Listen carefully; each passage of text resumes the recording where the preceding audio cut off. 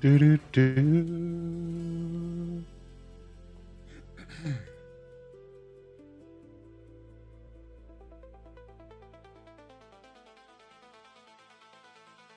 All right. We got a few people coming in here. Got our first locals. It might be SJV. I think he watches from locals, maybe. I don't know. SJV the GOAT. Come on in, folks. We're just getting started, and I see that we've got a few others. We're just getting a few people into the stream before we launch the show. We'll be getting started momentarily. Getting into X, retweeting the live, liking it. All right.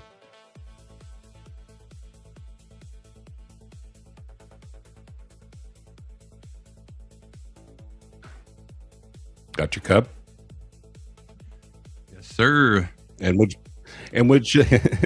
which part are you doing in the intro, Stephen? It's I think it's your turn to do the second part. Yep. Fantastic question. I'll do part 2. Part 2. Okay. I got to remember part 1.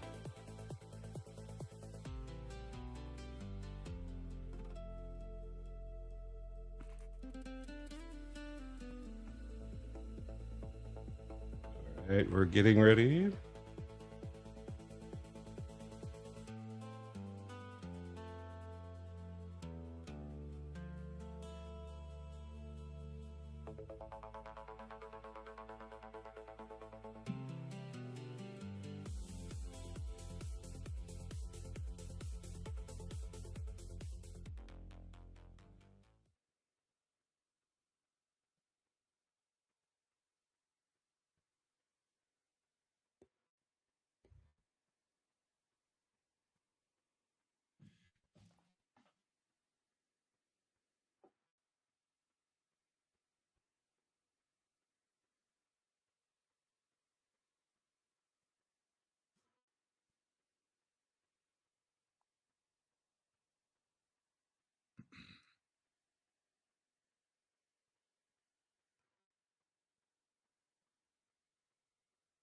Government IT workers by day, persuasion enthusiasts, and verbal cage fighters the rest of the time. If you'd like to level up your persuasion game to godlike levels, grab your favorite stimulant and prepare yourself for the persuasion hit of the day. It's the Persuasion Club podcast, and it starts now.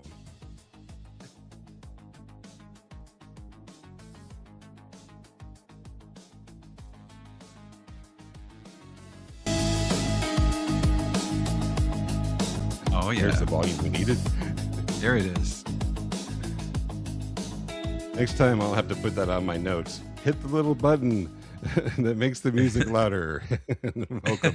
We'll fix that in editing. Happy June 14th to you, Stephen. Welcome. Thanks, Kevin. And good evening. Happy Sunday.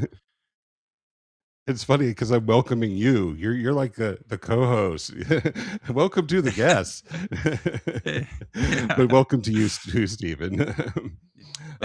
Yes, we have a guest in the studio, and I don't want to keep him waiting any longer. So we're going to go ahead and do that now. Then we'll go ahead and get into some of our business. So please do welcome Mr. Jeff Callahan to the show. Hello. I'm happy to be here. I got my mug. Good evening. Sip. Scott? Yep. My memes are coming to life. Yes. If anybody didn't know, this is our wonderful guest, Jeff Callahan, who we were speaking of just a few, last show and the show before that. And we had a tremendous opportunity to have him on the show. And when he asked when, I was like, well, my goodness, let's not. Actually, Steven says, I don't want to wait because my baby's coming soon. So we got to get him on the show now. Yeah. So Thank you for coming and hanging out Yeah. with us this evening, Jeff. This is awesome. Yeah. It's funny. I follow you guys on X, and I've clocked a couple times that you guys have mentioned me on the show. And the last time, I think I just randomly I was scrolling, if I'm not mistaken, and I think I saw one of my memes pop up on your show, and I was like, "What is that?" It's like reached out to you guys, and I'm glad we were able to set it up. That's awesome. Thank you for being here. We'll dive into things here in a moment and get to know you a little bit more. But if you wouldn't mind, we do have a little bit of business to get to, if you are Do it. okay with that. All right. So diving in, a few things for us to do. What episode number is this, Stephen? Today is episode 22. 22. We had a little talk about this the other day because we were going to do something to commemorate episode 22. And you mentioned a certain artist actually has a song out there for that, right? Yeah, if you haven't heard of Taylor Swift, it's time to take the earplugs out and check her out. No, I'm kidding. No, she does have a song called 22, and I did kind of joke about that. That should be our theme song tonight. Well, unfortunately, you know how it goes. Those copyright strikes wind up hitting us, so we can't do that. So You got to watch out. But if you remember, I did kind of make a little bet. I said I probably could somehow integrate it into the show somehow. So, Okay. with, What did you without do, any Kevin? further What did you ado, do here? man. Oh, here we go. Oh my gosh. Wow. Having a little late. Wow. That's some amazing imagery here. I think Steve has sexy legs. I don't know. The bottom half doesn't match the top half. Wow. Yeah. This is what happens when I'm in charge of production of the show, Stephen. Yeah. W production. Thank you. Oh, yeah. Let's also tell people about us. This is us. We are these guys, Persuasion Club. Please follow us on those socials there if you aren't already. Tell others about us. It is rule number 1 and 2 of Persuasion Club. You talk about Persuasion Club. Yeah, we do. It is. It would be doing us a favor if you follow, because that way more people see us and find out about us. We would be remiss if we didn't also point out that it is Flag Day today. So happy Flag Day, everybody. Happy Flag Day. Yep. Yeah. Big one. And we have you were going to say something there, Stephen? Oh, did I lag a little bit? No. I was just saying happy Flag but it's Day. also also the birthday of the Army. So, oh, wow. I don't have any music for that one, but it is the Army's birthday. Happy birthday, Army. Also, lots of things today. It also happens to be Bourbon Day. So, if you happen to like bourbon, I used to drink. I haven't for a while now, but I used to love bourbon. This is good stuff. So that is good stuff. I used to work. I did some website work for a whiskey bourbon company in Oregon, not a few years ago, but yeah. Oh. And then there's the Scott Adams reframe for you. So you could go either way on celebrating that one today if you wanted to. And then finally, it is, we've been talking about him. It is the 80th birthday of President Trump. A day? So we wanted to acknowledge that. Wow. Yeah. No kidding. 80. It's amazing. Presidential birthday. Yeah. But of course, it would make sense that we acknowledge him because he's been so kind to us, I know persuasion. I know confidence. People come up to me, tears in their eyes, and they say, "Sir, where do I learn this stuff?" I tell them Persuasion Club. They've got Scott Adams level reframes, Jeff Callahan teaching confidence maxing, very important, and two hosts, Steve and Kevin, who somehow make psychology funny. Nobody does it better, believe me. I give those guys an A+, maybe an A++. Nobody gives more pluses than me. Wow. You know, after all that kindness, you know, I don't know what to say, Mr. I can't believe he recorded that just for this episode. Yeah, and I you know, he even looked a little younger too. I think the It's Persuasion amazing. Club and the confidence maxing is de-aging him as we speak. Maybe he's got that. Damn, Benjamin it's Button good thing. stuff. So, trust us, Jeff. We'll get to the good content. That would be you here very quickly soon. We have a couple more things here. Just a weekly thing now. It is the Persuader of the Week. It's Hey. Goose.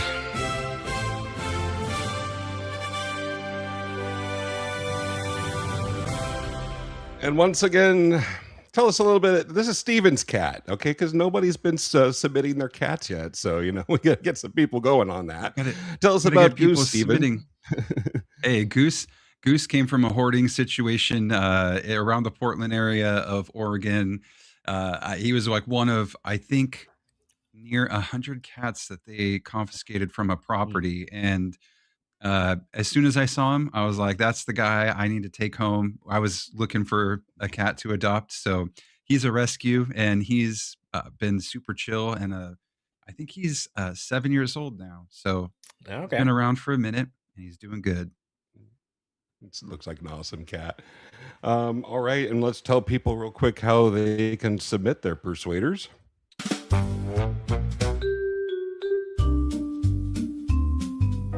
Persuasion.club/per. All you need to do. Boom. Okay. And then we'll just do the final reminder here that people, if you will, if you're on the Rumble channel watching, you can use the new Scott emote icon there. Just look for that in the chat. It'll look something along the lines of that in the chat. So, yeah, our own custom Scott. So, all right. We're going to get to We some lost Jeff. confidence. We Oh, lost Jeff he's there. disappeared. Oh, I'm is he here. not in? I'm Do here. we need to I'm add From him the back? screen, Let's add him back into this. Oh, Yeah, screen. there I There am. we go. Boom. Okay. You know, it is Rumble Studio, so if we don't do something that involves Rumble Studio failing in our podcast at a point in time, then that's how it goes. All right, Jeff. So I've thrown up the graphic here. This is you. Tell us me. all about yourself. Welcome to the show. Yeah. So for people that don't immediately know me, my name is Jeff Callahan, and I am the author of Confidence Maxing, which is a book that is sweeping the nation, as I say. And reviewers have likened it to the new How to Win Friends and Influence People. People are calling it the Atomic Habits for People Skills, and many other complimentary things on Amazon. And my backstory is I throughout most of my life up to a certain point, I was painfully shy, had a speech impediment so bad I couldn't say my own name, which, as you might imagine, made connecting with people a little bit more difficult than it needed to be. Made the we'll call it the availability of confidence near zero. And so at a certain point, you know, this was through middle school, high school, even some of college, I realized, hey, I don't want to live the rest of my life like that. I'm planning on living a long time. I would like to get up near that 80-year mark that the president is celebrating today. And so went on a self-development binge, and lo and behold, I started to find out, look, I'm not the only person who has struggled with social confidence and people skills. Apparently a lot of people do. The only thing is that they typically don't talk about it, but they talk about it to me. And that's how I know it's a big, big issue. And over the last 10 years, well, 12 years actually, I've been running my company Become More Compelling, which I coach people, like startup founders, many major leading companies, primarily STEM. And I coach people to have more social confidence, have better people skills so that they can live the kind of life that they want. Sometimes that's career oriented, and sometimes that's just their personal life. And the book is kind of like a zip file of my brain that you can listen to or you can read and learn all the knowledge that took me 20 years to learn. So that's the back of the cereal box for me. That's the elevator pitch, and it's a good one. I'm inspired just listening to you. Stephen and I both received the audio copy. Thank you. Yeah. I also ran out and I ran out to Amazon.com and got my copy there, and it arrived yesterday. Nice. So I'm already. It's a good looking book. It is very, very nice. And I'm listening already. I listened to the intro, and then I went forward and looked at the 20 things that you were talking about. So I'm going to kind of turn things over to you. And well, first of all, maybe we can actually ask you a few back and forth questions before we get into your teaching here, because I don't want to miss out on that part. If Stephen wants to jump in with a question, that's great, or I can, either way. I do have a question. I don't know how far ahead this is going to jump of anything you plan to share, but when it comes to getting the confidence to even teach people about confidence, how did you run into that first time where you coached someone through it? Was that pretty organic, or how did that work? Hopefully that's not too loaded of a question. Yeah, that's a good question. So, I'm thinking back to, some of my very, very first clients, and, I guess where it started was, I knew for a long time that I wanted to be some sort of entrepreneur, right? I remember reading the 4-Hour Work Week back in probably 2007. And there was just one little, I think it was literally a paragraph in there talking about how you could build a business around information. Like, something, how to do something that someone else might want to learn how to know and do. And I remember reading that, and I remember thinking, wow, that's possible. Like, it didn't even occur to me that that was possible. I thought if you're going to have your own business, you have a brick and mortar business, you sell some kind of good, right? And so that kind of blew my mind just reading that. And so I started thinking, well, what am I good at? What am I able to teach? And there were several things that were good possibilities, but one of the things was, well, I overcame this sort of lack of confidence, if you will, and I started just getting curious and thinking, like, well, if I solved it, there are probably other people that would like it solved as well. And that was kind of the hypothesis. And then I started sort of poking around forums in the internet, and turns out a lot of people want help with this. They just aren't all that public about it. And then when I started getting my first few clients, it was, at that point I didn't really have much of a system. I knew kind of large tent poles of like what needed to be done. But I would say the system came later. In the beginning, it was just a lot of asking clients questions like, what do you need help with? Oh, well, there's this situation and that situation and this and that. And then thinking of solutions on the fly. It's funny. My buddy and I send reels back and forth through each other. And there's one that we always end up sending when it's 2 panels. One panel is someone overthinking something, and then the next panel is a jet, like a Top Gun Maverick, like a jet pilot, and he's reading a manual that says how to become a pilot. And so you have to, if you want to do something, like, you can just do things, right? And so part of it is you want to be competent at what you're doing, but you have to start. And the more overthinking and over optimizing you do, the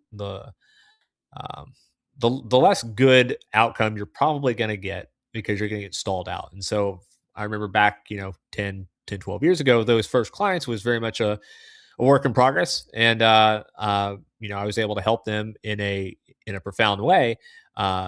But a lot of those first sort of cohorts of clients were simply asking them what they needed help with and finding a way to help them. Nice. Yeah, That's that's awesome. exciting. Yeah. It's to me, you've got that zero to hero success story going on there, Jeff. So that's a really neat thing because it'd almost be kind of cool. I don't know if you have any videos or things from before and after kind of stuff, but that might even become a little weird now to go back and watch like things. But tell us a little bit about how the stutter thing worked and how you overcame that. Yeah. So what's funny is if you listen closely, you'll see that I still hesitate over some words, but I'd say it's about 98% gone. And it's funny. I'm always reminded of when Scott Adams, our mutual friend, when he had his spasmodic dysphonia and like how limiting that was for him, and I could really identify with that quite a bit, just from the standpoint of not being able to communicate what you want to communicate. And I would, there are probably easier ways to go about curbing something like that. I opted for the brute force technique, where I just put myself in a lot of situations where I knew I would have to be social. I got a job in retail sales, gosh, 2005, maybe a long time ago now.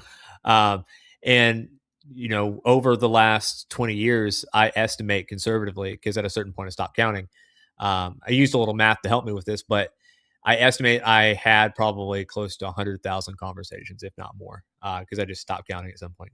Because it's like, okay, right, yeah. It's kind of like watching Strange Brew. After 300 or 400 times, you just stop counting. Yeah, and part of that was my hunch is that the speech impediment was largely attributed to, I would just say, nerves in social situations. I guess that's my read on it. Probably someone with a better background would explain something a little bit more scientific. But for me, I noticed that, hey, yeah, I want to get over this, and by God, I'm going to get over it. And so I'm going to put myself in a lot of interactions to brute force my way through it. So maybe not the most efficient way to do it, but I would say it worked, because now at this point in my life, I'm 39. Sometimes you forget how old you are too. There is just not a social situation that stresses me out in the least. Just, I think part of that is you grow, and as you get older as a person, you start to realize the stakes are relatively low in almost every interaction. But the neat thing for my clients is, I work with all ages, but the average age of my clients are around 31 years old. And for someone who, and I do work occasionally with people even a little younger than that. So I think about that person who's, in their like mid 20s, mid to late 20s. Like, if they get to learn the kind of things that I can teach them, they've got a longer time horizon to execute on it. And man, that's a huge advantage. Like, learning any skill as early as you possibly can learn it, because that really sets them up for success for the long haul. Absolutely. Speaking of that embarrassment part there, I remember that one of the things that Scott Adams would say is that in order to get over the embarrassment, just go out and embarrass yourself. Just keep doing it until you just don't become embarrassed anymore. And there's just wonderful kind of immunity that you get when whatever you're trying to do, if you can do something in relative public. I say relative public.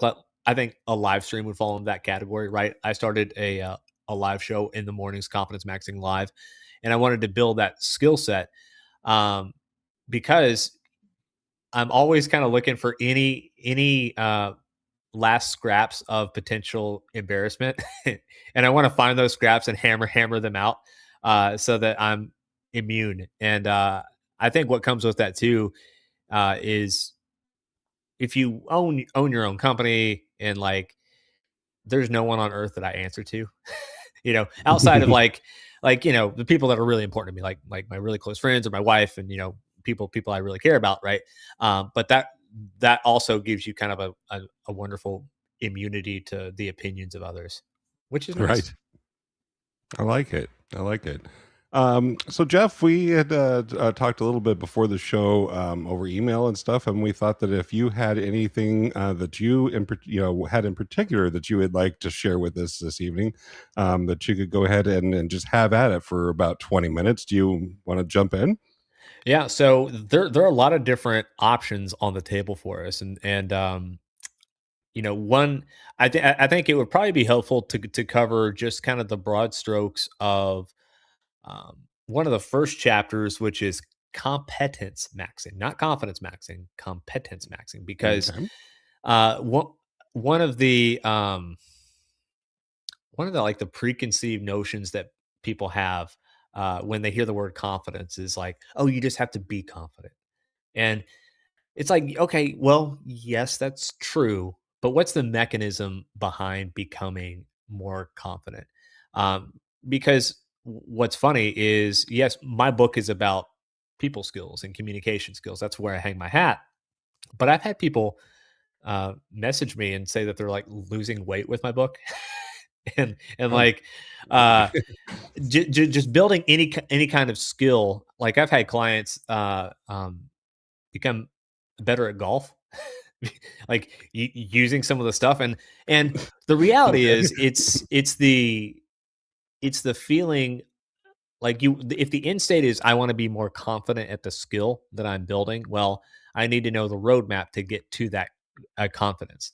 And so uh, when it comes to communication skills, a lot of times what people are doing is they are sort of running a mental loop in their head of um, like they're showing themselves frequent proof of their incompetence.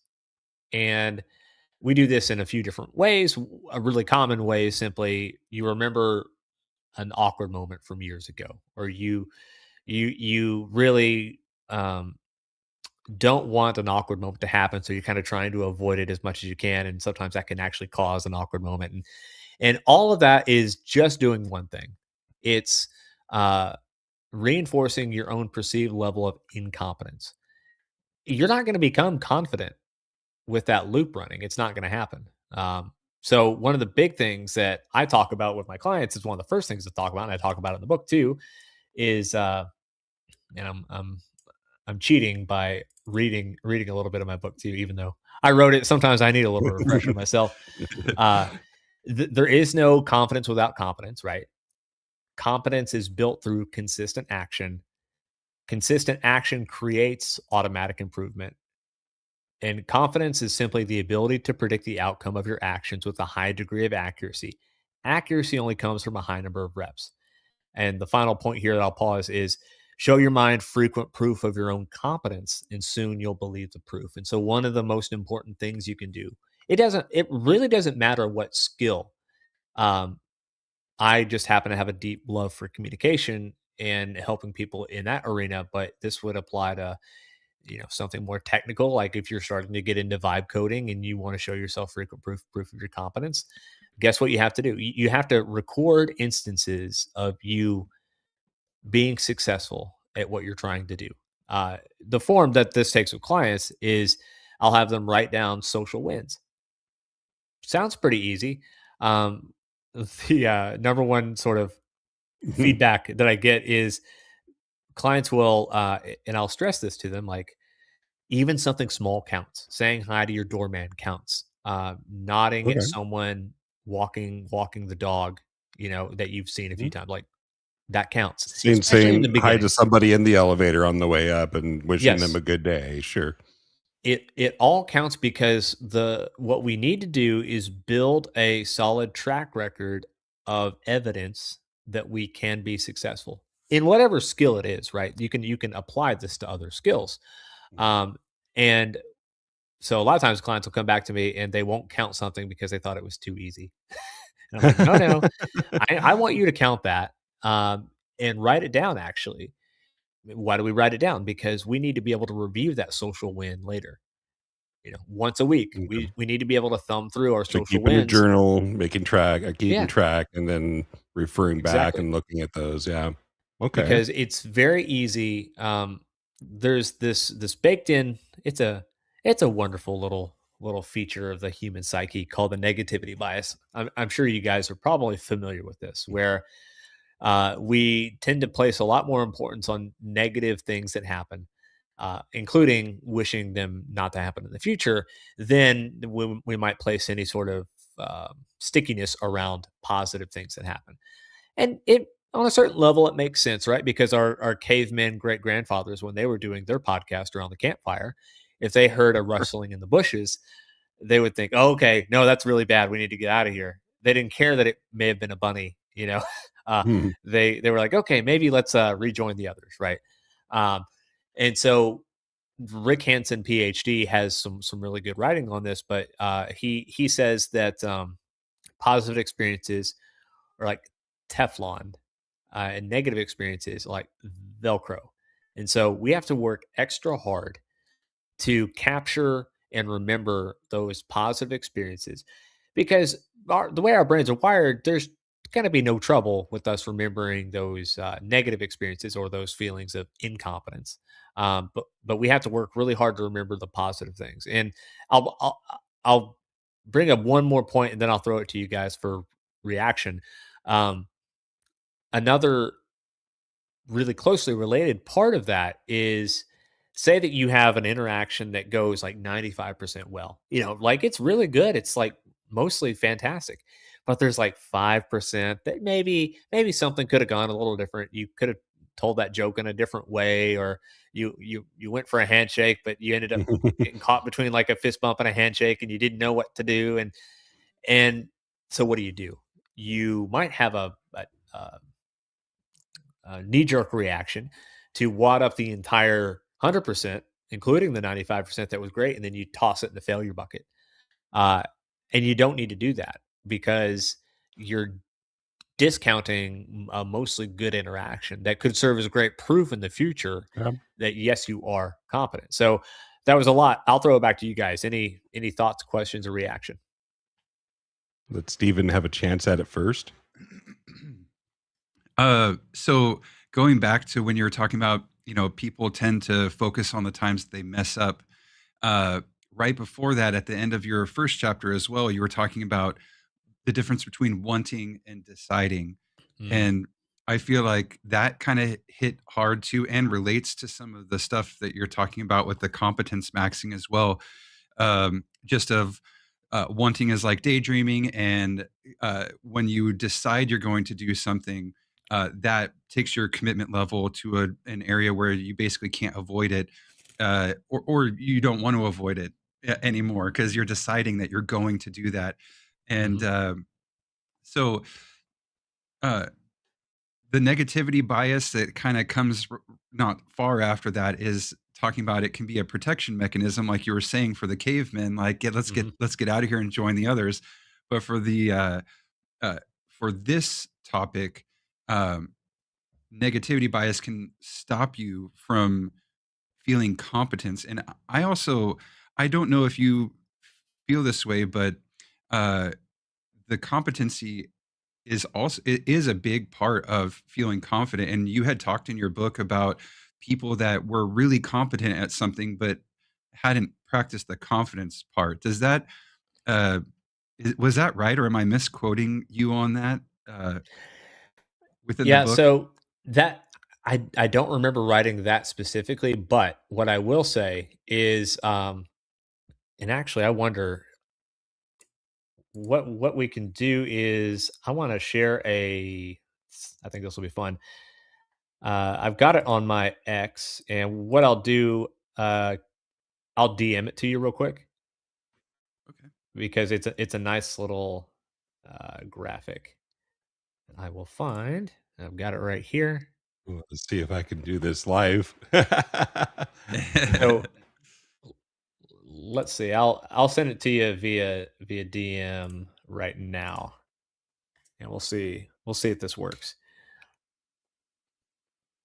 And because I think you bring up a really good point, Stephen, where uh, there's something I didn't write about this in the book, because I came up with this after the book, called the confidence roller coaster, where there are different levels of confidence and competence, and what that actually means for um, your journey to become a more confident version of yourself. And so we'll see if we can pull that up. But what I like about it, if you have high high confidence but low competence, that's the Dunning-Kruger zone. Where we've all met people that have really high confidence, but their confidence is low, and if we're being real honest, they shouldn't talk a lot about it because it's not good. The next stage is you have higher competence but lower confidence. That's imposter syndrome, right? Where you're more capable than you think. And then the third stage is sort of what I call helpful overconfidence, where I did a story on my live show. Yeah, perfect.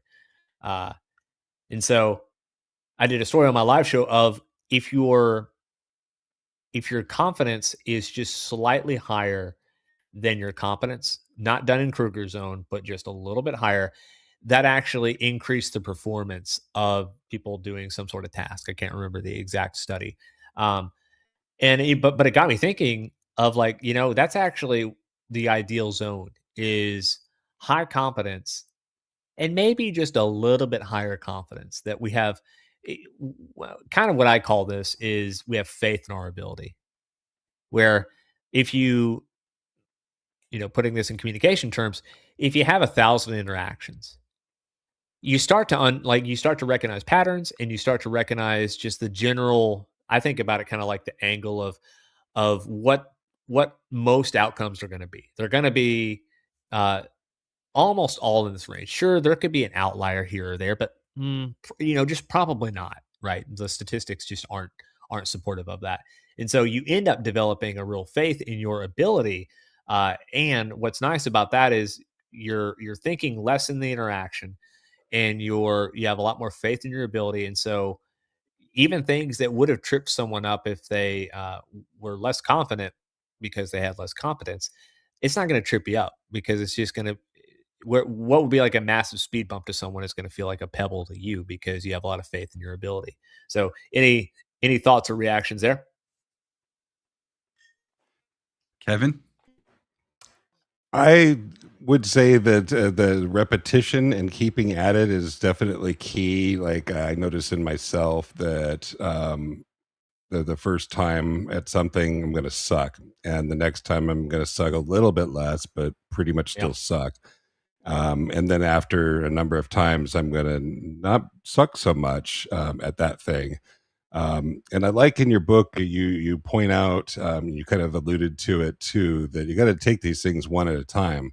So if you're trying to pick like a bunch of things to work on, and you're confident all at once, then it's going to be a little bit tougher than if you just pick the one thing. So I like the roller coaster illustration. That makes sense to me. I see the value in taking it in that stride. So yeah. Yeah, and the one point I'll bring up there, because you bring up something really important, is the more often I do something, the easier it gets, and that's generally true. And what I talk about in the book is something called effort gravity. In chapter, it's a joke on my live stream that like anytime I reference a chapter, I don't know what chapter the thing is, because I'm always off by one. Like I'm always off by one. But it is in chapter 7. See, I was going to say a different chapter. In chapter 7, there's what I call jumping the motivation gap. And so what most self-help type books just don't bother to cover is, what do you do when you're trying to improve something but motivation wanes? To me, that's like the most important thing, because if you don't cover that, my goodness, like nothing else matters. And so one of the concepts I talk about in that chapter is effort gravity. Simply put, the more often you do something, the easier it gets. And so what that means is, if you're learning anything new, understand that it's probably about as hard as it's going to be the first time you do it. That's roughly true. I think about when I started going to the gym and started to work out. Not only did I have to like go to the gym learn all the lifts because I didn't know how to do the lifts. I needed to execute the lifts correctly. And I was trying to gain muscle, so I had to like stick to my diet plan. And there's all these new behaviors, and in the beginning it was tough, but 6 months later, 8 months later, I wasn't even thinking about it because it was just automatic, right? And so anything you can do to just, and I think it's really helpful for people to understand because I feel like a lot of people don't understand where they'll think, oh, it's always gonna be this hard because like a straight line sort of a fallacy, right? Instead of thinking, hey, it's gonna get easier every single time I do it. So why not keep doing it?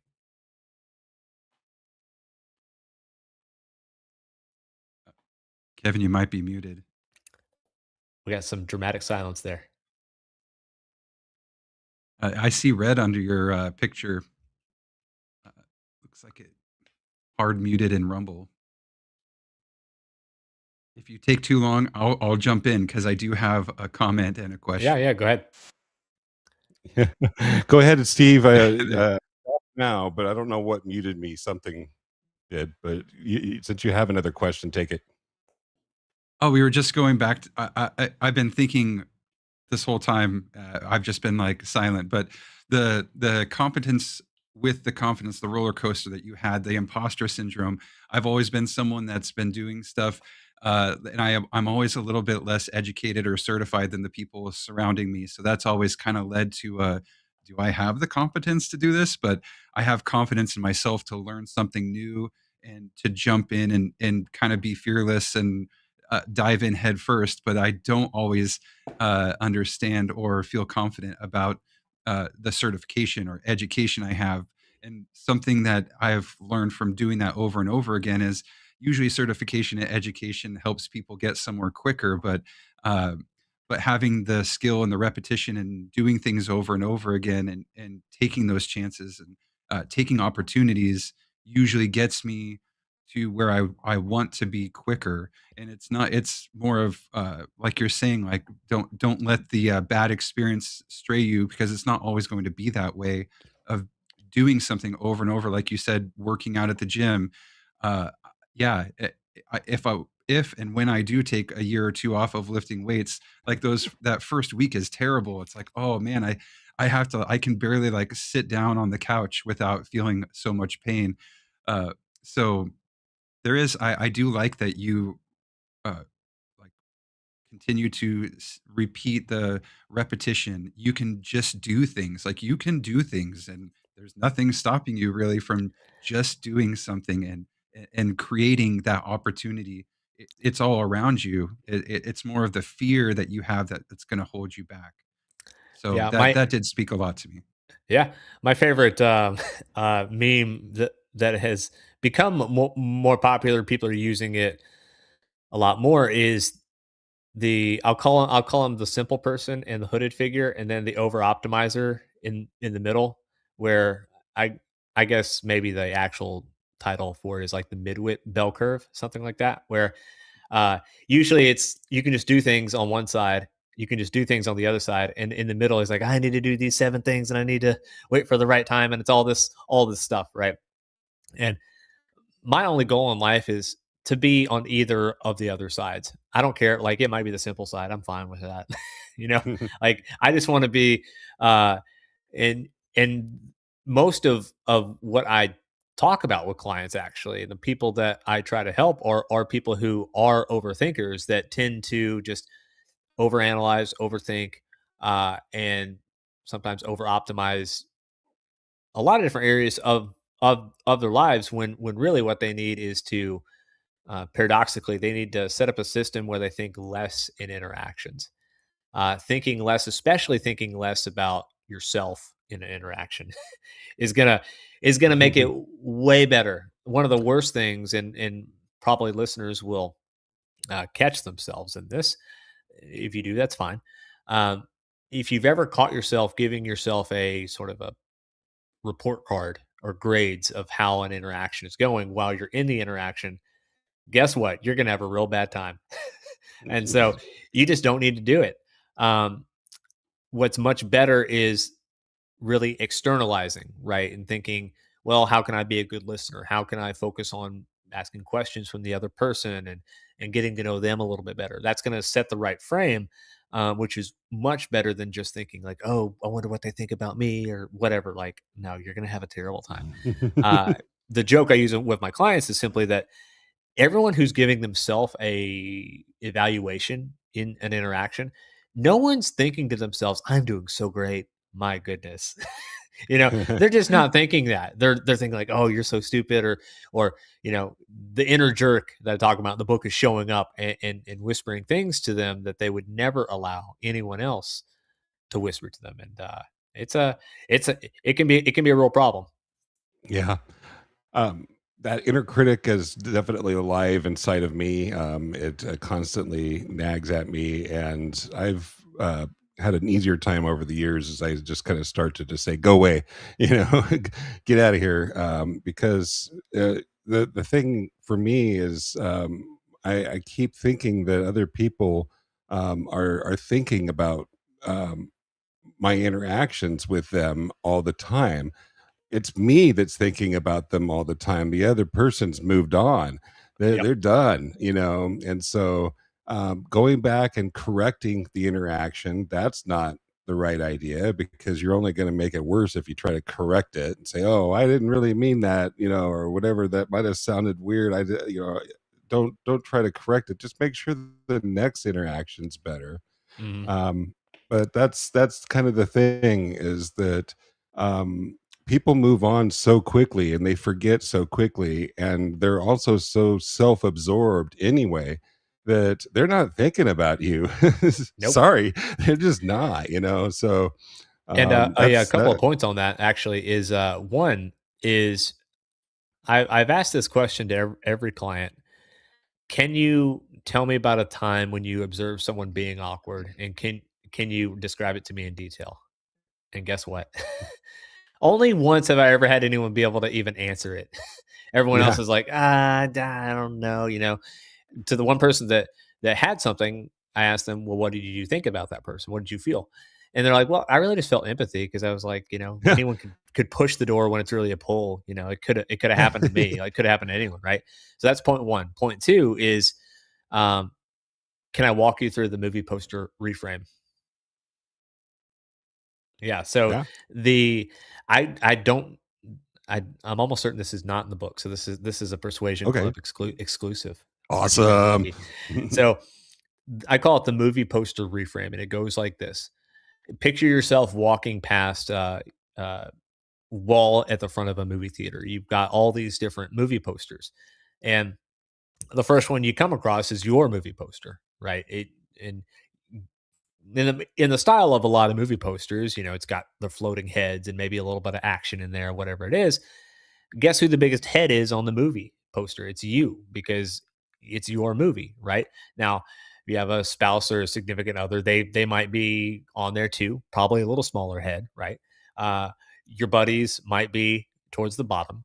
Maybe even a coworker or two might even be on there. There might be some names at the bottom. People that that aren't super close, but they're there. So that's your movie poster. You walk a little further and say it's your significant other's movie poster. Well, now the biggest head is that person. Your head is now a little smaller, and all of their friends and maybe some of your mutual friends are on there too, and there are different names at the bottom. Okay, well, you walk a little further, you get to a really good friend's movie poster. You look at the biggest head. Well, it's your friend. The second biggest head, it's their spouse. Their kids are at the bottom. You might be on there, maybe, but you might be one of the names at the bottom.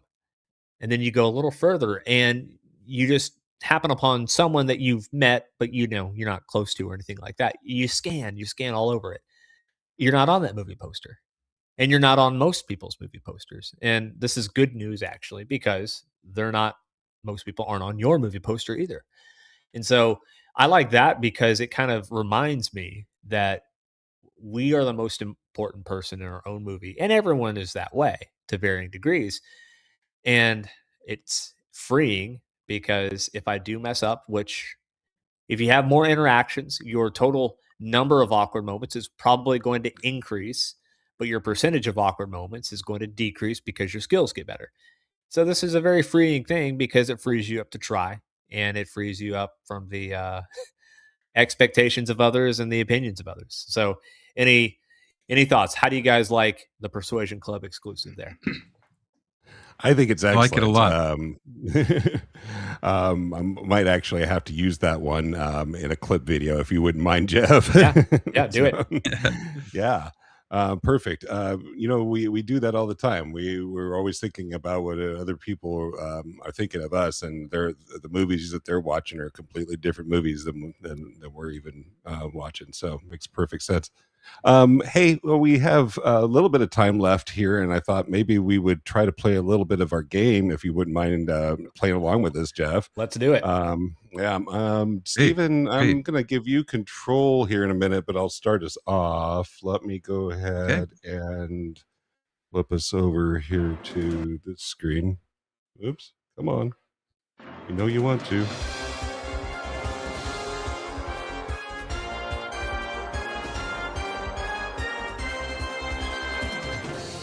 Do you have the link to control the game there? Yes, I do. I've got it up and running. Do you? Screen went black, but I have the game pulled up. Yeah, let me see if I can get it to go here. It's not behaving for me at the moment.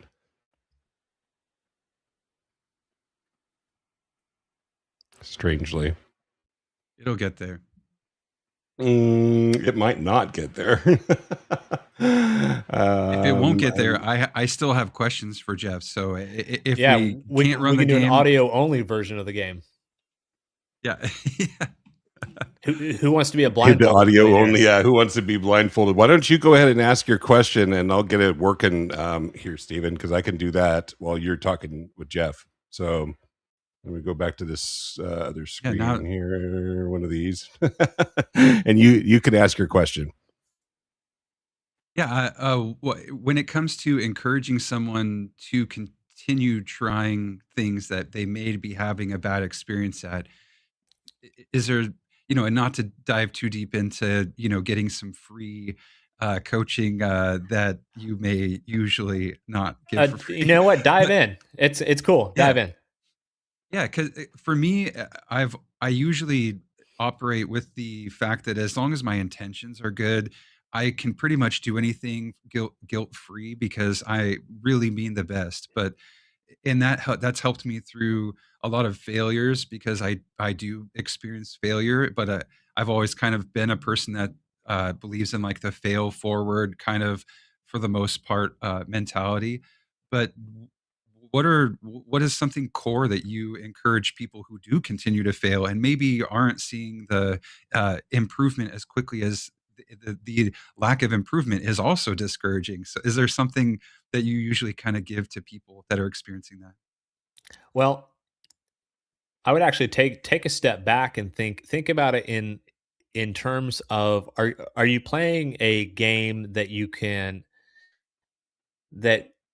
win consistently, like ideally that you can win every single day?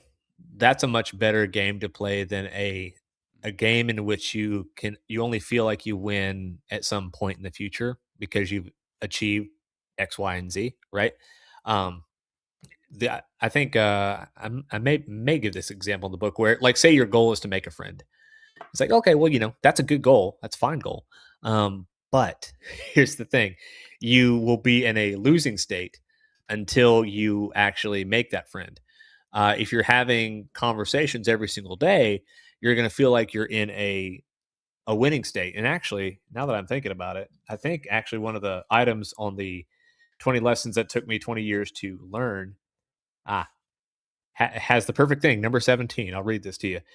Focusing on outcomes keeps you stuck in a losing state because you only win when you get the result. Focusing on effort keeps you in a winning state because you win every time you put in effort.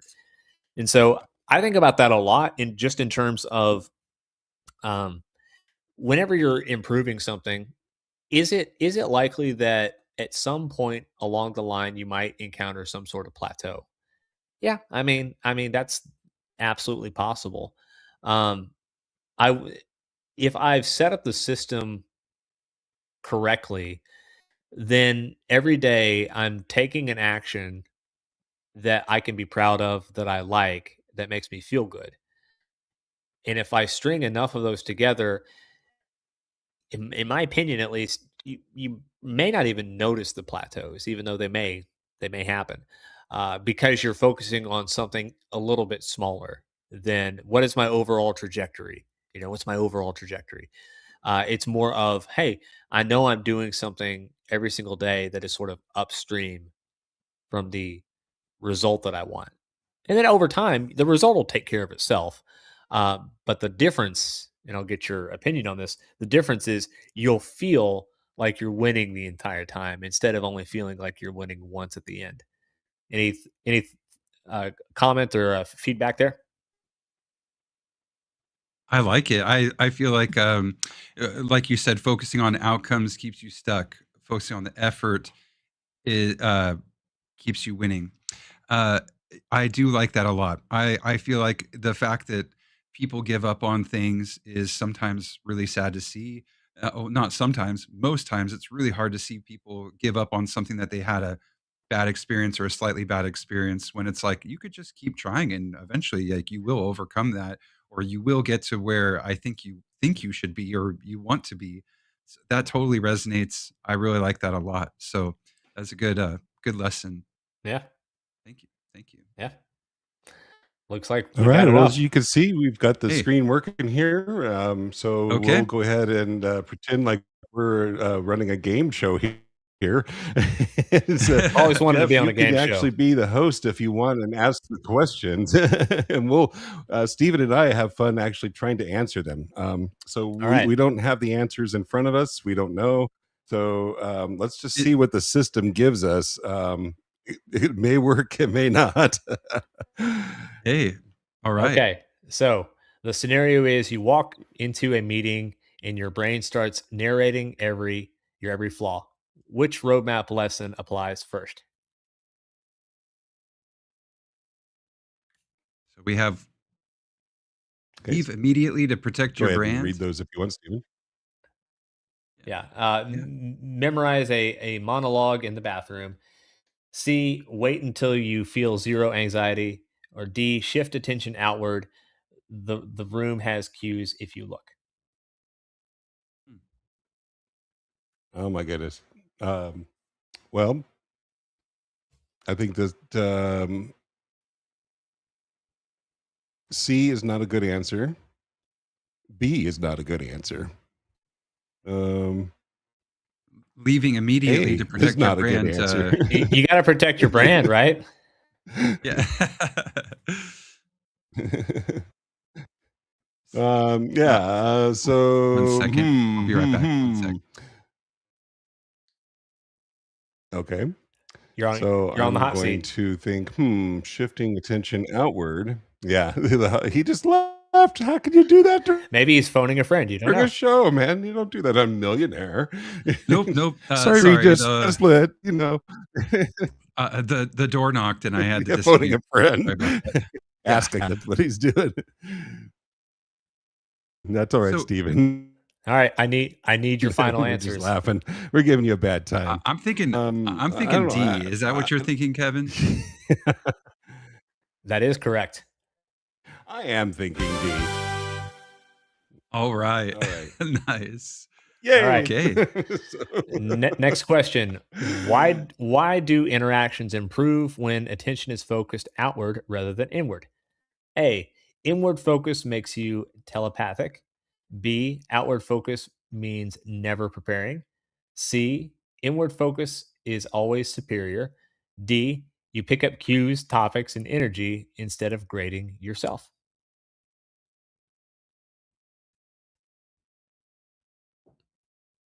All right. Outward focus means never preparing. I'm not sure about that. Stephen, Oh. let's talk this through. Am I glitching? He looks Can you like hear a me, Kevin? possible answer in the sense that what? You're not I can hear you. Okay. Can you good, hear good. me? Yes. Now I I can. think there was some lag there. Okay, now I can. Yeah. Okay. So I'm saying that telepathy is kind of like not an option. So A is not an option. How does that work for you, Stephen? Yeah, I don't believe it. No, No. telepathic is not going to work. Yeah. Okay. Just making sure. Yeah. B, outward focus means never preparing. I think that's if you do have an outward focus, then you probably might be that. That could be a potential choice. Why do interactions improve when attention is focused outward rather than inward? No, I don't like that. Inward focus is So always superior. we D. we were talking earlier about being inside of your head during an interaction is really bad because no one's ever sitting there thinking how good you're doing. So rather than focusing on the inside of what you're thinking, I'm feeling D because you're picking up on what's going on in the conversation rather than spending all the time thinking about how bad you're doing. So that's kind of where I'm Boom. leaning. Let's do it. All right, you lock it Okay. in, and that is correct. Lock it in. All right. Awesome. Good. All right, next. Right. Which is an example of internal focus during a conversation? A, did I sound weird just now? B, what follow up fits what he just said? C, what is she enthusiastic about? D, what detail in the room could I talk about? Again, the question is, what is an example of internal focus during a conversation? All right. I know the have, answer, but do you know the answer? I know immediately the A just was like, oh yeah, for sure. So in my head, I was just thinking A for sure. What do you think, Kevin? I'm thinking A. Yeah, that's Lock it in. Yeah, lock it in. Let's do it. That is correct. Yes, All awesome. right. Hey, we're nailing How this. much money are we up to now, Stephen? Let's see how much money we've made so far in this game. I advanced too Oh, quickly. we'll I can't catch it in show the the next ladder. one. I'll do it next. Yeah. I'll do it next. Next Yeah. question. Why right. is being genuinely interested in others often more valuable than trying to be interesting? A, being interesting means talking only about yourself. B, interest only works on extroverts. C, interest is passive and requires no skill. D, people feel seen, which builds connection faster than performing. I'd say D. Yeah, I mean, yeah. I agree with D in my head, A, being interesting means talking only about yourself. I'm like, I don't know if I excuse me, agree with that sentence, and I was getting stuck on it. So, Yeah. but I do think that D seems to make the most sense when we're talking For about being genuinely interested. Yeah. Yeah. All right. Are you D, good with that? lock it in. Let's see what happens. That is correct. All right. Okay, let's look at the ladder before we go too far. Yeah, and I need to be kind to our guest here. Do you have time for this, Jeff, or do you need to get going? I got time. Okay, cool. All right. Let's go ahead and All get right. that next question then. We're on question 5. Persuasion Club trap. You try to dazzle the room with clever monologues. Jeff's roadmap would say, A, talk louder until applause happens. I like that one. That's pretty good. B, prepare 17 TED Talks in advance. C, never let anyone else speak. Or D, ask better questions and get interested. Dazzle is optional. This one's kind of an easy one. I think we're gonna I would choose D. Yeah. What about you, Stephen? Feeling D? I'm feeling D. I don't agree with any of the others. You're feeling D. Yeah. Let's lock it in. That is correct. Green. Woohoo. Okay. All right. Okay. Hey, this is good. This is good. All right. Next, what does it mean that you only control 50% of a conversation? Oh, I know this one. I just listened to it like 2 hours ago. You should control 100% by dominating. B, conversations are entirely random. C, You own your words and energy, the other person owns theirs. Or D, you control every outcome if you try hard enough. Oh, D actually is kind of a good answer. I don't know if If I would only it were choose that or true. not, but it seems like a good Yeah, answer. if only. And Yeah. A is looking pretty good too. But I'm gonna, Stephen, I need to give you a chance. Let's hear your answer here. I'm going with C because you only own your own words and the other person owns theirs.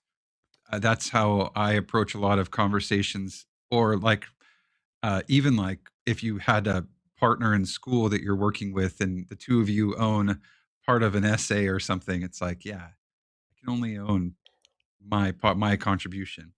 Yep. Yeah, let's do it. Let's finally Lock it answer in. that bad boy. All right. Yeah. That is correct. Locking it in. All right. There we go. Now, well, I was going to make some kind of a comment along that, but now I already forgot what it was. Go ahead and continue. How I'm just can clicking accepting the 50% rule improve conversations? A, it reduces over control and frees you to contribute your half well. B, it proves preparation is useless. C, it requires scripts for both halves. D, it means you should blame the other person for everything. Yeah, it's perfect. That's what you should do. So what I was going to say, and it kind of really goes along with this, is that in my opinion, if you know that you only control 50% of the conversation, then that means you have to make your 50% count. So let's see. It reduces over control, frees you to contribute to your half well. That sounds good. Yeah. I like that. And I'm going to say that's probably it. Yeah. Mm-hmm. Let's lock it in. All right. Let's do it. And then one sec. I think my side of the world is lagging here. I think this the game is making my whole world. Oh, is the game feel like control it's getting a little crashing. slow? Yeah, I think I'm about 5 that's seconds behind you about guys. I'm sorry. if you need but- to, you can refresh the browser, and it helps you a little bit too. But don't refresh your stream. But I can't. Yeah. Okay, go Yeah. ahead. But I'm going to Go reveal ahead. it says that we're right there. So woohoo. Yeah. Now, I'll read the next question maybe, and I'll let Jeff and Kevin do the Okay. answering. So I'll do all the narration for this next one, and then I can just not Okay. talk because I think I'm way behind. Okay.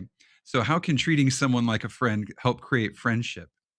We have A, it removes the need for follow-up. B, warmth and familiarity signal that closeness is possible. C, it means oversharing secrets on day one always. And D, it guarantees that they will never reject you. As the author, I have a hidden insight and superpowers, and so I'm gonna let Kevin give his option, and then I'll chime in. Okay. Well, and I see that we're at question 8. So, and I feel like I know the answer, but let's make sure that on the next one that we use some of those lifelines to get the audience interaction if we can. How can treating someone like a friend help create friendship? I don't think it's A, because removing the need for follow-up doesn't seem like something that you would do with a friend.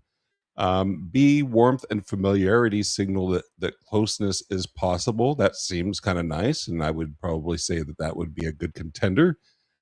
C, it means oversharing secrets on day one always. Ain't gonna do that. And D, it guarantees they will never reject you. Well, nothing is ever a guarantee. So B is my final answer. I like it. I concur. All right. And then maybe, after it lets me click these things, I can go back to helping converse the answers here. But that does, I mean, if the author says it's correct, I think we're turning green here. There we go. We are. There it is. Oh my gosh. My computer is like, Yeah. I don't know what's happening, but I'm being harvested. Something Hang as on just a Bitcoin second here, mining on Stephen, my see if I build can- here. Hang on a second here and see if I can take over control of the game. Oh shit! It's Oh, we only have 2 wanting me to questions left, log so I in. think I Okay. can make it. You want to see if we I'm can just just make gonna it through? Let's power through. All right. Yeah, I'll try not to Let's talk over power you too through it. much. Okay. But we're going to use those lifelines, by golly. Go ahead. Okay, I'll let Jeff, if you wanna go ahead and read, I'll join Okay. back on trying to answer. What is a risk of treating someone like a friend too quickly? A, you may misread readiness and move faster than they want. B, you will definitely become best friends instantly. C, there are no risks, only rewards. Or D, friendship becomes legally binding. Well, that'd be crazy. All right. Well, let's go ahead and ask the audience on this one then, shall we? Hey, that is a good one. I will arm the poll for 90 seconds. We have a website you can go to, vote.persuasion.club. You can put in your vote, and but you have to visit that site on a new window if you go away from this current one. And I'll start the countdown now. For those of you listening, vote.persuasion.club.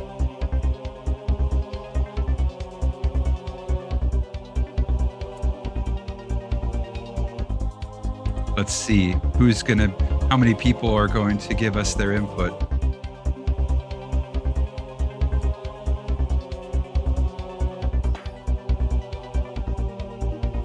We might get in trouble for using this music, but we'll fix Anyone can vote, but not everyone can use this music. We'll see.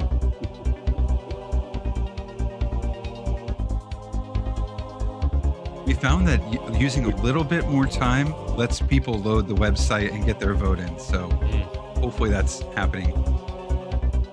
We got one vote. Great. Yes.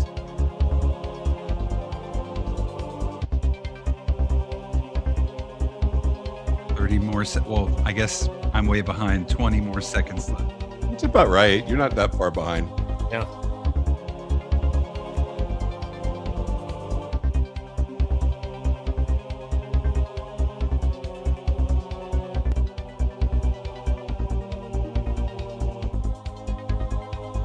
Okay, we're almost there. We're going to see the results here.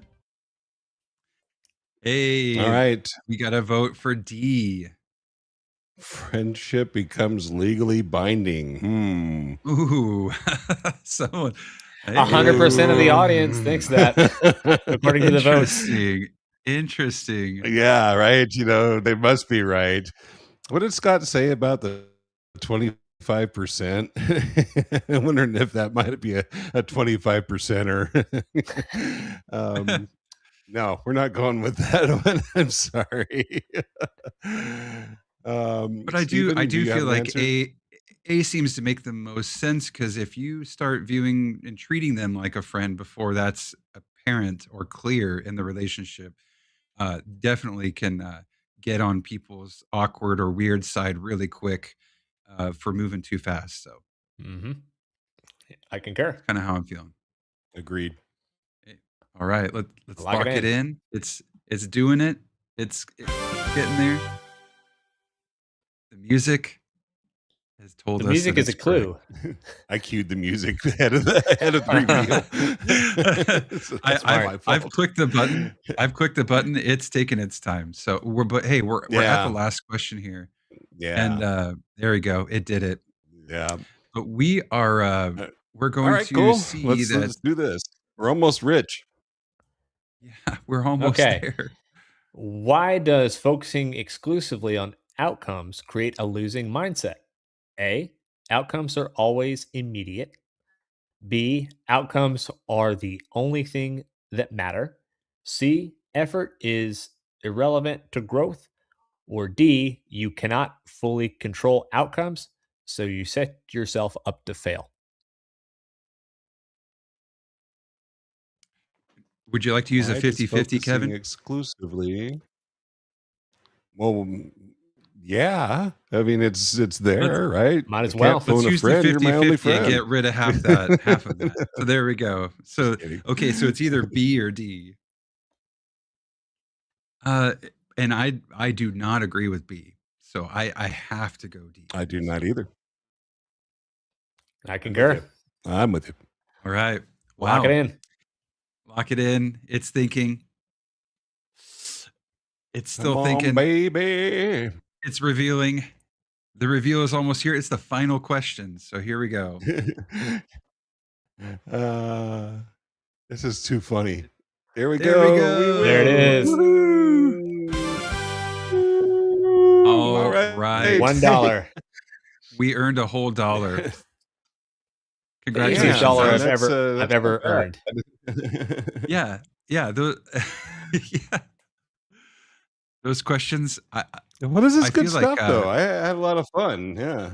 Yeah. For having read the book and talking to the author, those questions really just were a breeze. So that felt good. I feel like I'm not sweating too hard, thinking too hard. I like it. Yeah. That worked out pretty well. Sometimes with the technology, the things don't always work out the way they would hope. But tonight it wasn't so bad, and we really appreciate you coming on the show. Yeah, absolutely. Here, we're going to go ahead and play off here in the New and After show, for which you are very welcome to hang out with us, Jeff. In fact, we hope you do.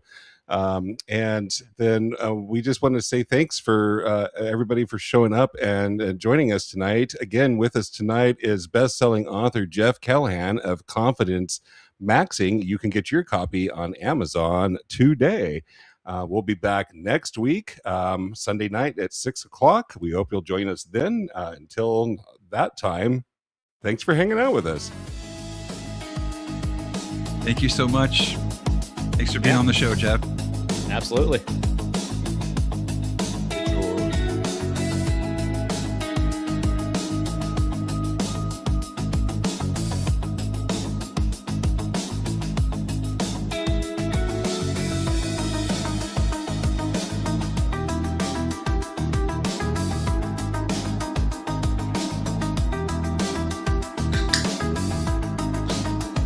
Oh, cracking a new one, Kevin, huh? What you cracking open? Not a beer.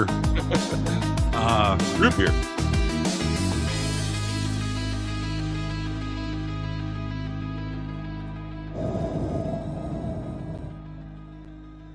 Great. That was great. That was good stuff. I feel like we barely scratched the surface. There's a Why lot not? there. We needed like a 6-hour show, but that's a different kind of thing. 6-hour show. Are you kidding? The best I can do is a 6-hour audiobook. Yeah. I think it's That's- almost that's exactly pretty good. 6 hours. Yeah. Yeah. That is, yeah, I think it's like 550 something, or I had it just pulled up right before the show, but yeah, it's basically 6 hours. And did you have much control, if you don't mind me asking, Yeah. over the voice author? Yeah. How it works is you have you go on ACX, which is it's kind of an Audible portal, if you will, and you say what your project is, and you take auditions. And I think after posting my project, I got probably 40 or 50 auditions, and I had one voice, and I was like, man, this is really good. I'm going to go with him probably. I slept on it because I tend to, just take a little extra time with, it's kind of a big decision. And then I got an amazing audition from Lyle Blaker, who is the narrator. And like I knew immediately, I was like, okay, he's the one. I messaged him immediately, like, you are absolutely the guy for this. And I would like to tell you I planned this, but I did not, where you submit a chapter for them to do the audition for. And I submitted the storytelling chapter, which it was the perfect chapter to do auditions for. I didn't realize that. I would like to tell you that's a technique and I'm smart like that, but I'm not. But yeah, he delivered like the story perfectly. And I was just like, yeah, this is absolutely the guy. Oh, Nice. That's cool. I know Well, I don't know a bunch of authors, but I have been recently really enjoying audiobooks. And it's been on my mind before of like, how do they choose, or does the author get any say? So it sounds like you did have a very Yeah. big say in who that was. So. You get a lot of say, and at least Lyle was great in that he would submit chapters to me, I would listen to them, and then I would tell him if I needed him to do any pickups, which are like he may not have. I mean, I think throughout the entire book, I only had like 2 or 3 pickups for him to do, which is not many. Where it might be like he didn't say something quite right, or I wanted him to announce a word a little bit more clearly, something like that. But he's such a pro, you know, because that's what he does full time. And after it's all done, then you know, they stitch it all together, and I guess Lyle runs it through a program, and he edits it for Audible specific audio guidelines, which they're actually pretty specific with. It has to be within a certain loudness range, and there can't be silences of more than 4 seconds. And there's all this really particular stuff for Audible specifically. And so he took care of all that stuff too. And it's just like, man, this is a good deal, because I didn't have to hire all these things separately, which I was kind of planning on narrating it myself and hiring an editor and all that kind of stuff. And it's nice to get someone with experience just to take care of all of it, like a one-stop shop. That's cool. I feel like people getting the tone when it's not their vision. The book isn't coming from their brain, so nailing the tone on what they're reading, I feel like would be, it totally seems like a talent, and like really hard to nail, because sometimes I'm a little sarcastic in my head, and I could probably inject more sarcasm if I was the one narrating. So that'd be a hard thing to do. Yeah, and I think for the people that do it a lot, I think they develop a really good sense of, even, I'm trying to think of an example. I can't really think of a specific, but there are going to be instances where you listen and he even like does like a little chuckle or like a little laugh, and it's like, I don't know that I would have thought to do that. I generally like it when authors read their own work, but I was just looking at kind of everything that I had to do, and I was like, well, no, I'm not going to be doing that. I'm gonna hire that out. And so I think the upshot is, I think Lyle's contribution made the book even better than I would have been able to do recording it myself, even though I'm the author. That's really cool. Yeah, Thanks sometimes there's just somebody, people that can capture the inflections and the styles and everything like that, the way that you hear it, which is maybe not the way that you hear in your head when you're writing it. You may be writing it in a certain way that where the way that you're hearing it in your head isn't exactly the way that you would have said it, but that other person can somehow capture and I don't know if that's the way it worked for you, but it sounds like it might have been. Yeah, it's been an interesting process. There's I kind of joke throughout the entire process. It's kind of like steering, what I would imagine steering an aircraft carrier is like, where it's just a really big project with probably 100 moving parts, and sequencing all those things that have to be done and all that kind of stuff is not the easiest thing in the world. But I think I made it about as easy on myself as you possibly could. The thing is, it's just a lot easier to write something that you've been teaching for a long time. I've probably got some more books in me. I've got about 2 or 3 that I can see myself writing, and I know those would be different animals that would require quite a bit more research and all that kind of thing. So it's if only all the books were as easy to write as something that you know really well. Yeah. Oh, sorry, Kevin. No, please go ahead. Have you already thought about doing like a revised version of the confidence maxing because like of the roller coaster piece and anything else you've thought of afterwards, or would that just be a different book?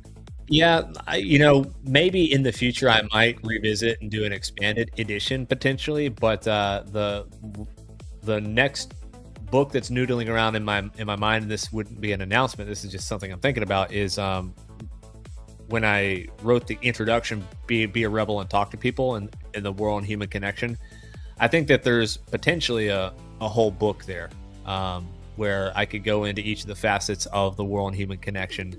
And the thing that I think needs to happen that I don't really have a good handle on for my tastes is you can't write a book about problems. You can write a book about problems plus solution, where confidence maxing is the personal solution.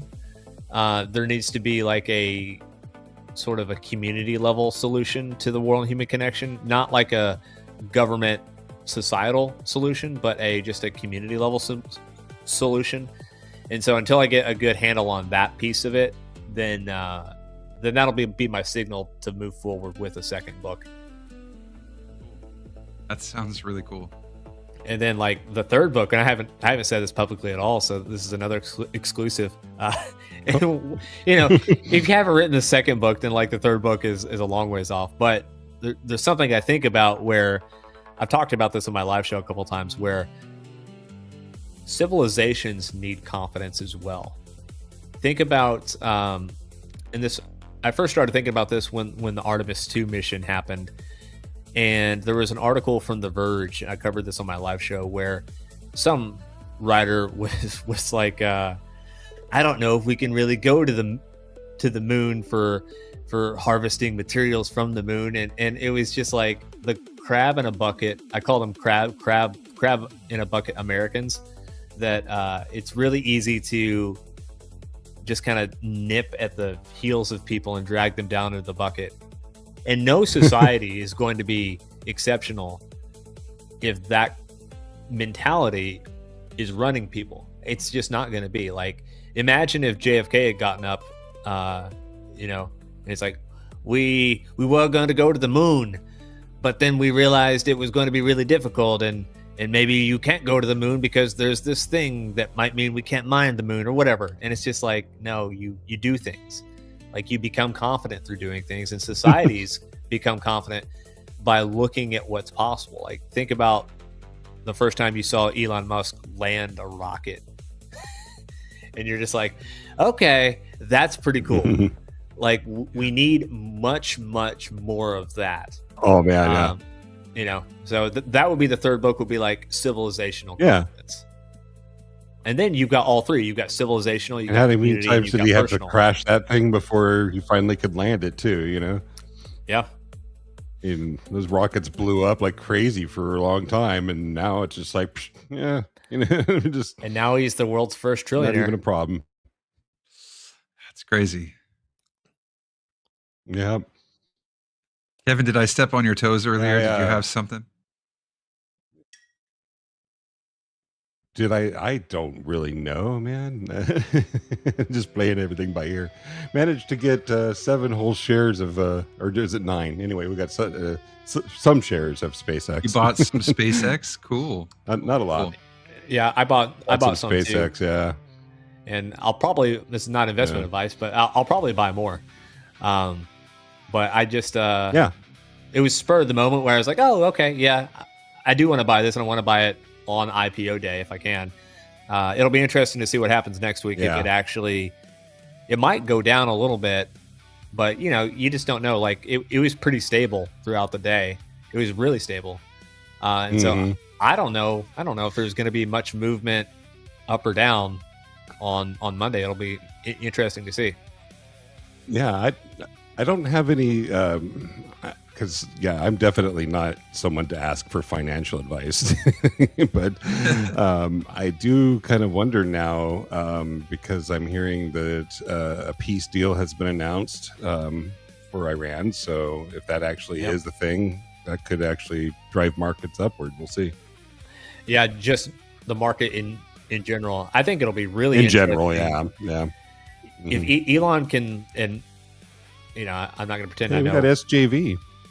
A ton about it. Hey, SJV, he's a good guy. It'll be interesting to see if Elon can crack data centers in space, because that will be huge. That would be crazy. Because no one wants a data center near them, but we know we'll have to have them. Like, it's one of those things that's it's gonna be non-negotiable in my opinion. So if he can crack Trying data to add centers you in in, space, it's gonna be real interesting. Yeah, I feel like power generation will be big, and data centers will be big. So I haven't heard many people talk about any sort of solution for the power requirements that are going to keep growing. But I'm interested to know and see what happens with that, because that's going to be a big deal. And costs, yeah, we have to find a way to generate, I think, more power, right? So there seems to be a lot of good ways to do that. It's just what's going to be invested in, what's going to become a big thing. We'll see. I'm interested in that topic for sure. What's up, Yo. SJV? Hey, SJV. Hey, folks.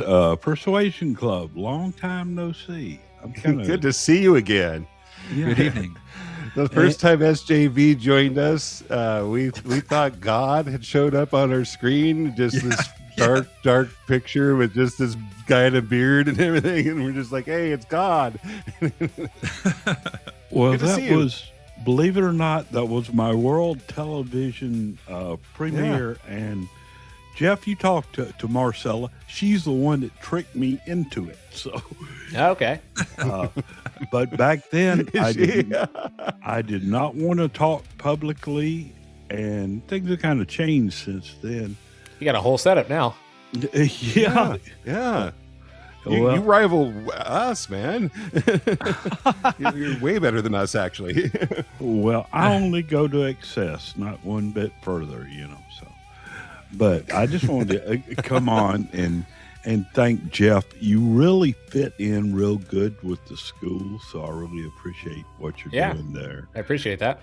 Yeah, I think I talked to you somewhere before. I don't know, maybe on the Prob- after party or something. Probably on a space with Doc Hypnosis, maybe. Yeah, that's probably it. But I can't remember who I've talked to and who I haven't. But yeah, you're a good guy, and I really appreciate what you're doing. And I appreciate Persuasion Club too. Man, they shared my show the other day, and I was like, dang it. Now I got to do the reciprocity thing and give them some Ooh, got attention. stuck with reciprocity. That's Yeah. But I really appreciate y'all guys, so because I think y'all kind of helped me, I don't know, get out of the background. But I'd always thought that people listen to me or wanted to contact me just because I'm like a backdoor in Owen or something like that. I'm not into that, so I used to avoid talking publicly. So I've changed. I actually think you do a great job on spaces. I was on one of Owen's spaces yesterday, and there was a pretty heated discussion going on, and one guy got pretty damn upset. And I think that you pretty much said, hey, like when Owen's speaking, you all shut up, Well, Well, that was an example of me saying something that I think Owen wanted to say, but he didn't. That episode, I was busy with something else, so I was only half following what was going on. If I'd been keeping attention on the whole show, I probably would have shut that down before Owen did, just because I'm supposed to be the bad guy. But I was actually outside getting my new cell phone when that guy started talking, and I didn't know who he was, and I was like, I can't really do anything. I mean, that's one of the rules of being a good co-host is don't do any harm, right?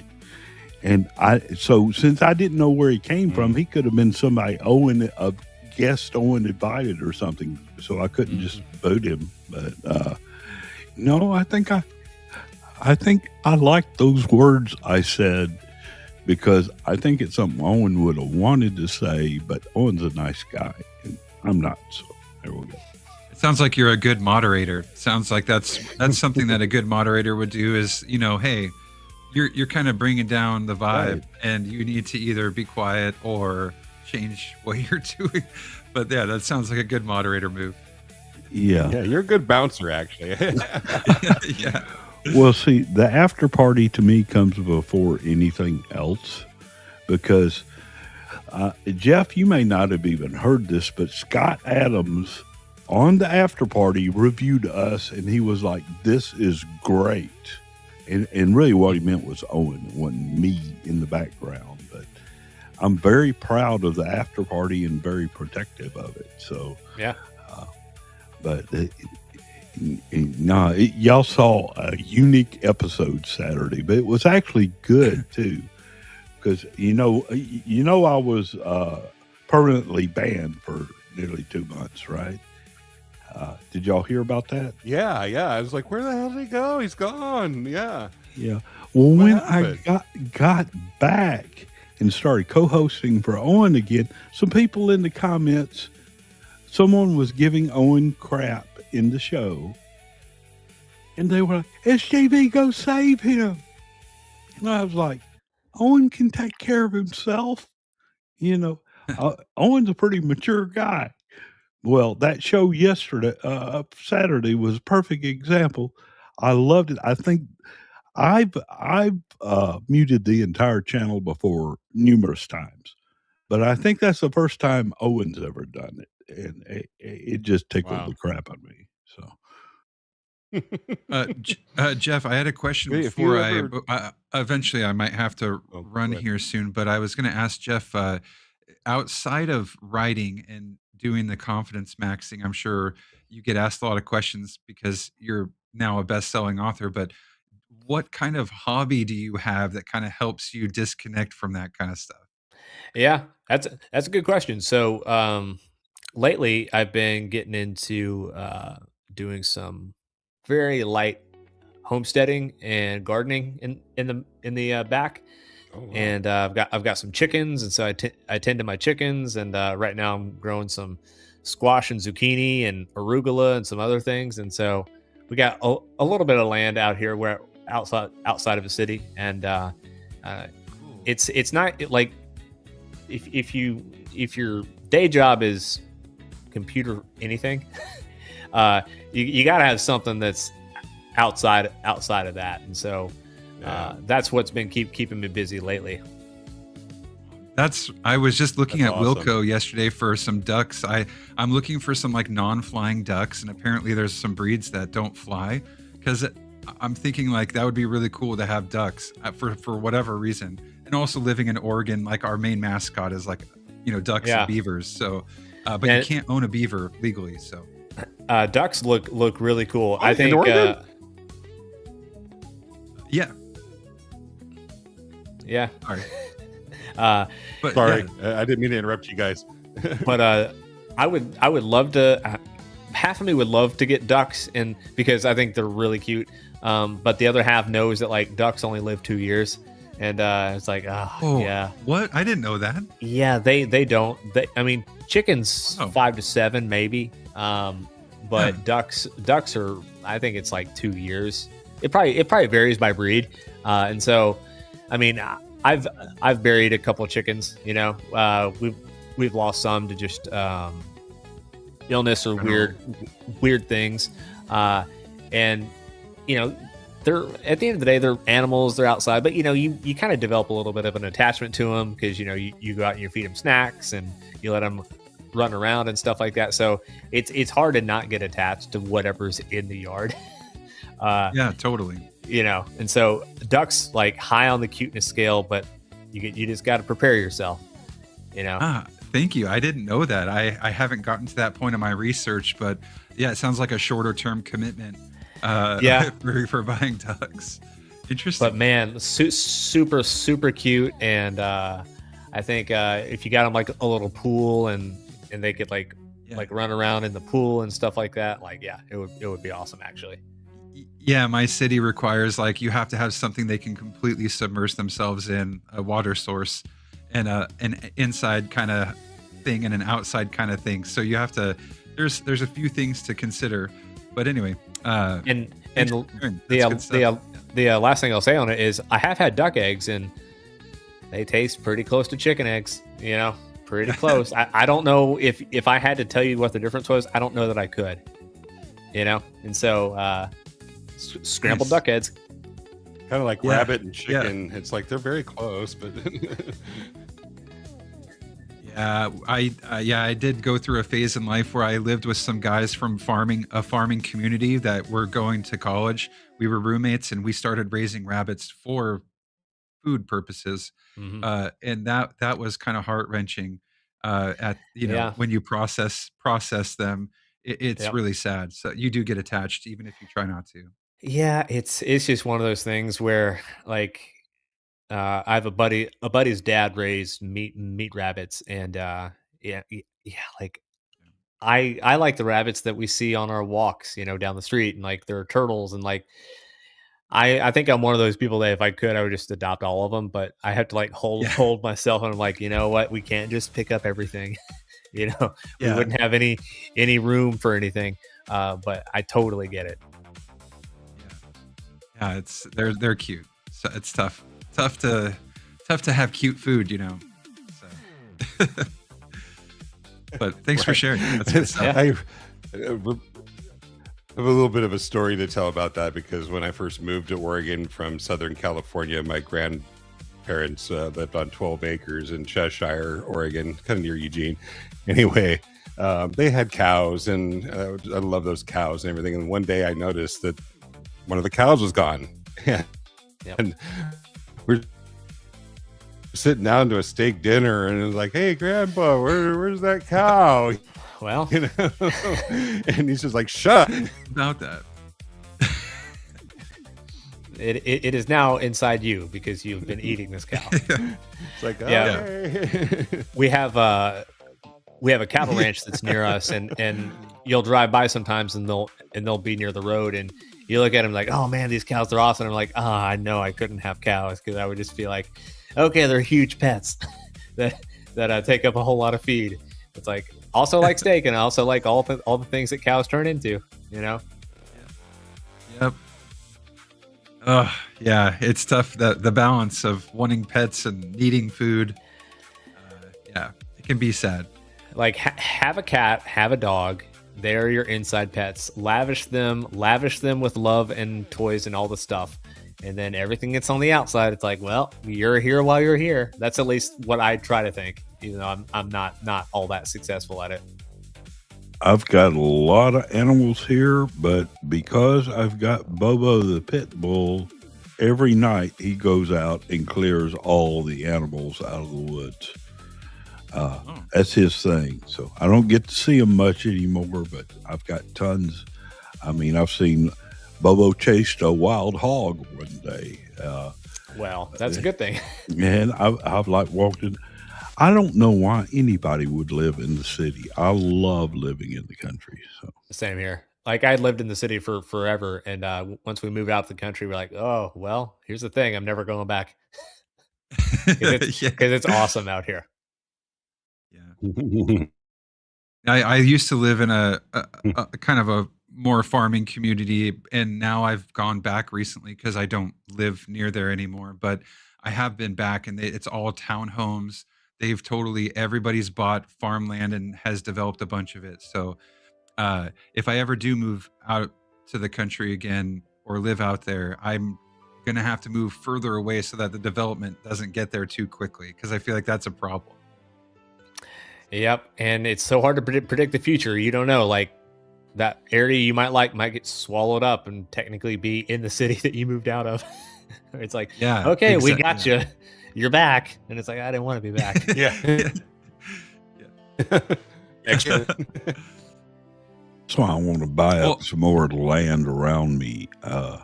I don't mind people just as long as I don't see them. I've only got dozens of acres right now. I would like to get more just so. I mean, I've had people offer me more for the trees on my land. I paid for the land, and I'm like, no, there's a reason I got this place. I love the trees, and I live in the trees. It's a great peace of mind. sounds like you have good value too. So it's nothing. It's probably smart to hold on to that. I do. I don't want to be a party killer, but I do got to run. Yeah, same here. But I Yeah. appreciate you guys having me on. It was a lot of Well, fun. it's yeah. I'm look clock here. Oh, Kevin, I'm hearing some glitching out. Are you? He's getting swallowed into the yeah. Matrix. Either SJ. You're going. I got to run, and I think Jeff said he has to run Yep. too. Nice seeing you again, Steve. Yeah. I Stephen. guess we'll have to go to Snippet tonight. Good to see you, SJV. And Jeff, Yeah. thank you so much. Yeah, It was absolutely. so nice talking with you. I appreciate it. See you guys. Take care. Seeing you, Jeff. Have a good night. Thanks, everybody. Talk to you later. Thank you, guys. I'll Y'all talk to you later. take it easy, and thanks for your support. I really appreciated it. Good to see you, SJV. I'll send y'all too. Oh, absolutely. See you guys.